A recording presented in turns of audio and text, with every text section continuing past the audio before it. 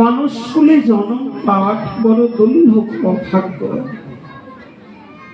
বড় সাধনা করে মানুষ কুলে জন্ম পেয়েছিল।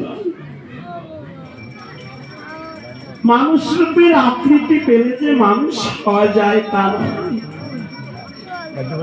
মানুষ কুলে জন্ম পেয়ে যদি একদিনও দুটি নয়নে বৃন্দু জলে এক ফোঁটা বৃন্দু জল দিয়ে সাধুগুরু বৈষ্ণবের চরণে দিতে না পারি,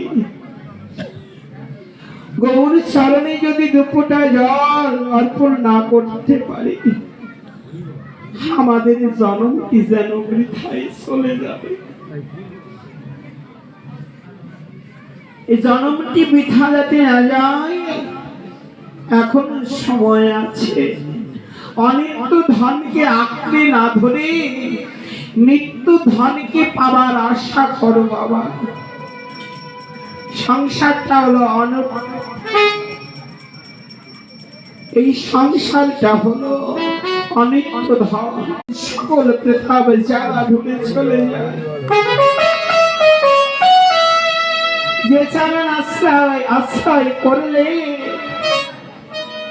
মহাদাবা নলে যদি পড়েও যাও, লক্ষ্য যদি তোমার ঠিক থাকে, গুরুদেব নিজ বলে সে তোমার ওই দাবা নল হইতে উদ্ধার করে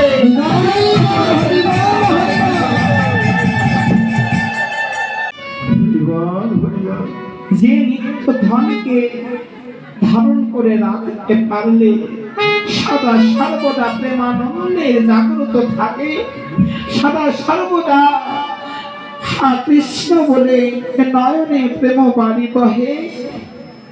আর সেই নিত্য ধনকে যদি ধরে রাখতে না পারি, জন্মটি যেন আমার বিফলে চলে যাবে।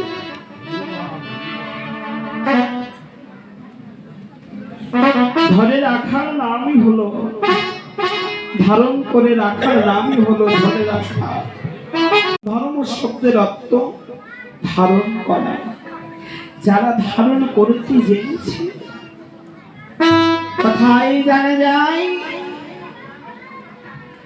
যেমন স্কুলে গেলে পড়াশোনা শিক্ষা লাভ করা যায়, তদ্রূপ অপ্রাকৃত জগতের শিক্ষা লাভ করতে হলে একজন তত্ত্বদর্শী চৈতন্য বৈষ্ণব গুরুর চরণ আশ্রয় করতে হবে।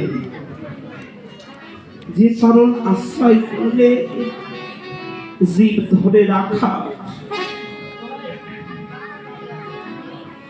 মন্ত্র তন্ত্র জানতে পাবে, যার সঙ্গ লাভ করলে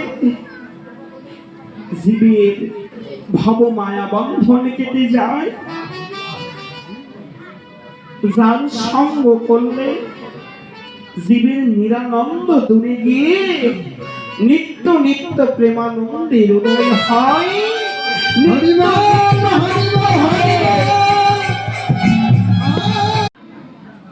পড়াশোনা শিখতে হলে স্কুলে তো যেতেই হয়, তদ্রূপ এই দেহটাকে রক্ষা করতে হলে একজন চৈতন্য বৈষ্ণব গুরুর চরণাশ্রয় করো। কেন বললেন বাবা? দেখবেন আজকাল ঘরে ঘরে গুরু হয়ে গেছে। তাই তো শাস্ত্রে বললেন, গুরু মেলে ঘরে ঘরে, শিষ্য মেলে ভাগ্যের চোখে। 10,000 20,000 শিষ্য প্রয়োজন না, তৈরি যদি করতেই হয় একটা শিষ্য তৈরি করলে, তার মতো করে যদি একটা শিষ্যকে তৈরি করতে পারো, গুরু হইতে শিষ্য তরে, শিষ্য হইতেও গুরু তরে, জীব জগতে সবাই হা গৌর বলে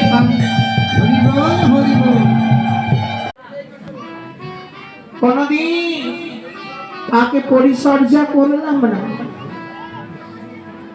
তাকে কোনদিন সাধনা করলাম না। সেই জন্যই তো বললেন, জয় জয় শ্রী গুরু প্রেম কল্প তরু অদ্ভুত যাহা কো প্রকাশ। কেন এখানে জয় জয় শ্রী গুরু বললেন কেন? প্রেম কল্পতরু। গুরুদেব আমার একটি বীজ মন্ত্র দান করলেন। বীজ রোপণ করলে যত্ন না করলে তাকে আর জ্বালা কখনোই নয়। যেমন বীজ রোপণ করলে ওই বীজ হইতে একটি প্রেম বৃক্ষ লতা জন্ম নেয়, আর সেই প্রেম বৃক্ষ লতা সাধুগুরু বৈষ্ণবের সঙ্গ করতে করতে ব্রহ্মাণ্ড ভেদ করে নিত্য গোলক বৃন্দাবনে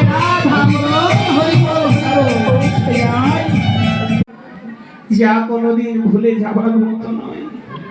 অভিমান অহংকার থাকলে কখনো গৌর গোবিন্দের শরণকে লাভ করা যায় না বাবা।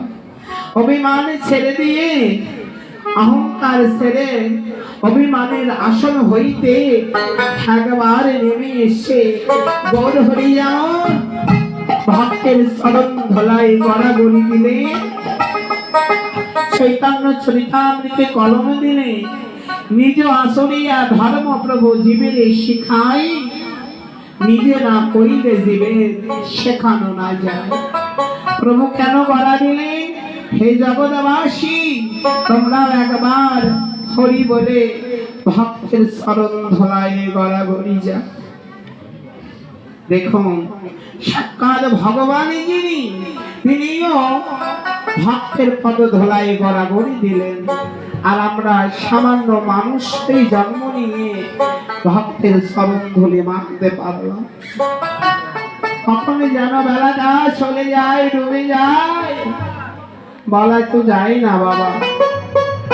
এ দেহের মধ্যে যে পাখিটাকে তুমি যত্ন করে পুষছো, তোমার তোমাকে না বলে বিদায় নিয়ে চলে যাবে। যে পাখিটাকে তুমি এত যত্ন করলে, যে পাখিটাকে এত আদর করলে, সেই তোমার পোষা পাখি একদিন তোমায় ছেড়ে চলে যাবে, কিন্তু তোমায় বলে যাবে না। তোমার বলে যাওয়ার সময়টুকু তোমায় দেবে না। কিন্তু যে পাখিটি চলে যাবে, সেই পাখিটি নিজ গন্তব্য স্থানে পৌঁছাতে হলে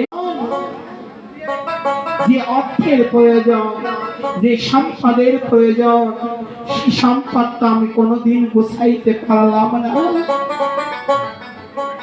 পার্থিব জগতের অর্থ সঞ্চয় করে ব্যাংকে রেখে গেলে স্ত্রী পুত্র কন্যার জন্য, কিন্তু নিজে পার হবার যে অর্থ করির প্রয়োজন ছিল, সে সম্পদ তো তুমি সঞ্চয় করতে পারলে না।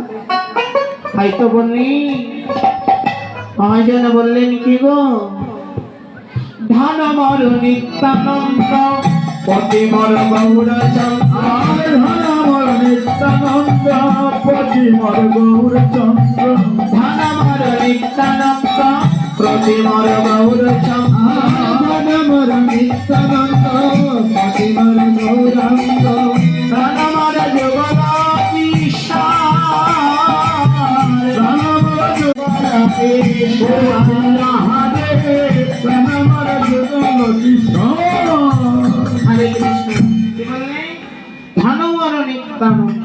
প্রতি আমার গৌরচন্দ্র প্রাণমর যুগল কৃষ্ণ। নিত্যানন্দের যদি কৃপা না হয়, গৌরের কৃপা হবে না, আর গৌরের দয়া না হলে ব্রজে রাধা গোবিন্দের যুগল চরণ দর্শন হবে না। তাই তো বললেন ধন মার নিত্যানন্দ প্রতি মর গৌর চন্দ্র, ধন মার নিত্যানন্দ প্রতি মর গৌরাঙ্গ, ধন মার নিত্যানন্দ প্রতি মর গৌর চন্দ্র, ধন মার নিত্যানন্দ প্রতি মর গৌর চন্দ্র, ধন মার